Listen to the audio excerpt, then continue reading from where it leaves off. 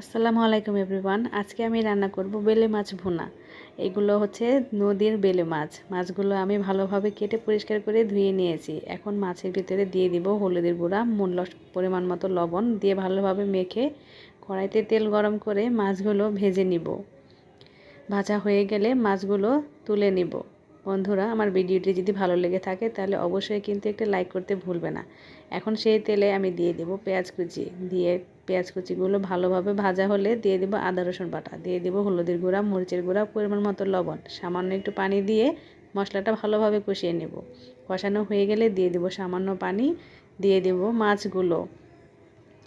মাছগুলো দিয়ে ভালোভাবে নেড়েচেড়ে দিয়ে দেব টমেটো ফালি, টালা জিরার গুঁড়া, 2-3টা কাঁচামরিচ ফালি দিয়ে ভালোভাবে ঢাকনা দিয়ে ঢেকে রান্না করব পানি শুকিয়ে আসা পর্যন্ত। পানি শুকিয়ে আসলে দিয়ে দেব ধনিয়া পাতা কুচি। ব্যাস তৈরি হয়ে গেল আমার বেলে মাছ ভুনা।